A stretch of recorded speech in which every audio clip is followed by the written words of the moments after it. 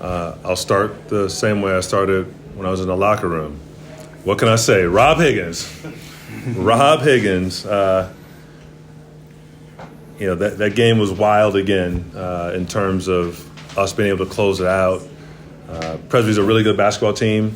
I think they'll be very competitive in the Big South. We've already seen, obviously, they have an SEC victory on the road under their belt. They got a lot of talent, a lot of different guys that can hurt you from the perimeter and in the painted area. And just really proud of our guys for finding a way. It's not always the way you draw it up.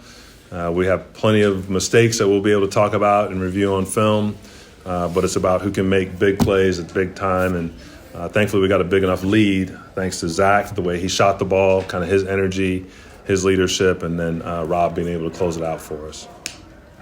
Question for Zach and Rob. Rob, can you take us through that final play and your game-winning shot? Coaches drew up a play, put me in a position to kind of make a play. I had an option to, if someone was open, to kick it. If I was open to shoot it, coach put me in a good position to make a play for our team, and I just ended up making a play, hitting a shot. Have you hit a buzzer-beating shot like that ever in your career before? Only in travel AAU basketball, but I've never in college before. I was always dreamed about hitting one, so it was pretty cool. That happened tonight, It was pretty cool.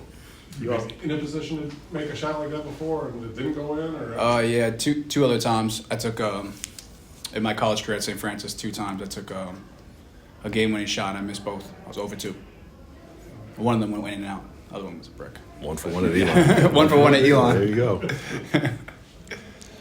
Rob, you hit the corner 3 to put Elon up 19. Can you take us through just what happened between that shot and then your final shot? It was kind of fittingly sandwiched with the 19-point lead getting squandered there.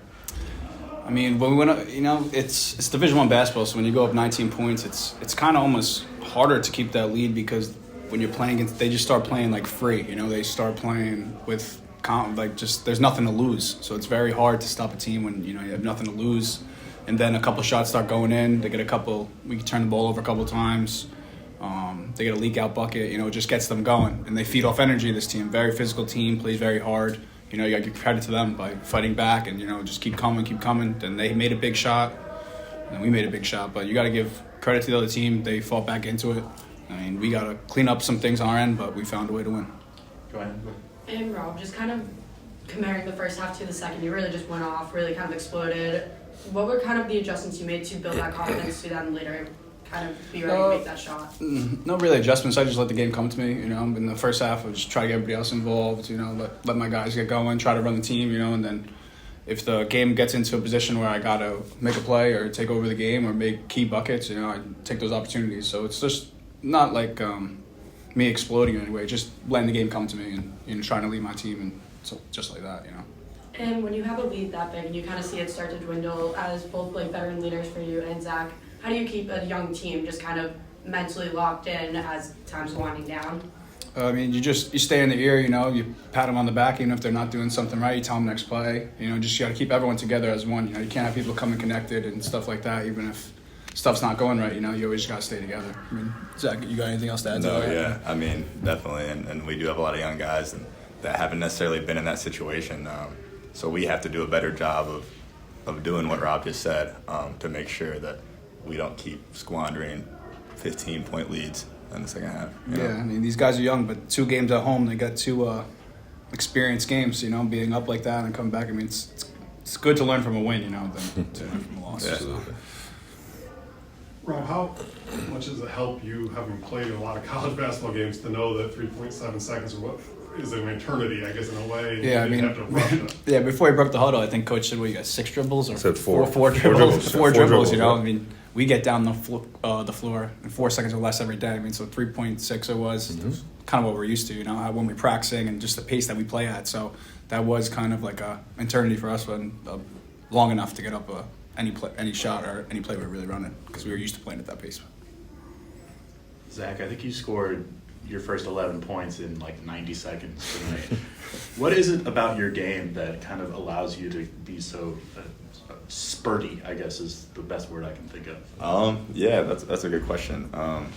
It's obviously something that I've tried to work on to be more consistent, to have those spurts more often. and I'm still trying to do. But just whatever I can do to bring energy to this team. And if I see one go in, I start to feel it a little more. And I got guys like Rob, tremendous teammates who have confidence in me, and I have confidence in them too. So they have confidence in me to come in and score the ball. Zach, I asked Coach about it at halftime, but it felt like, especially in that first half, you created a lot of splash plays, whether it was the three-pointers or the steal that went coast to coast. How does it feel not only to make those plays, but how important are those plays throughout the course of the game? Yeah, definitely. Like I just said, my role is kind of to come in and give a spark to this team, and however I can do that. If that's hitting threes, if that's defensively trying to, like I knew that guy was going to come back and spin, just any way I can help this team. Zach, after your fourth three-pointer tonight, you passed Chris Long's record for 12th all-time for most threes in program history. How does it feel to make your mark on Elon history? It's an honor. I love this school. I know Chris kind of well too. So yeah, just very, very thankful for that. Zach, how satisfying is it? I know it's still early in the season, but it's not the end of November yet, and you guys are racking up some pretty memorable moments. Does that seem like things could even build from there? Yeah, no, definitely. We think that, we're going to keep growing. We're trying to play our best basketball in February, March. And we have a lot of talented guys, a lot of young guys, like we mentioned. And, we believe that we can get a lot better. But, we got to learn from nights like tonight. Thanks, guys. All right, thanks, guys. Appreciate it. Water if you want it. Yeah. Thank y'all. Thanks, boys.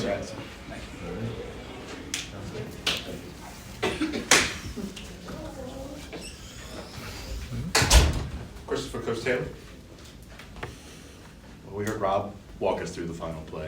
Can you walk us through what you drew up and what you saw on it? Yeah, I think that it goes back to just trying to remain calm in that situation.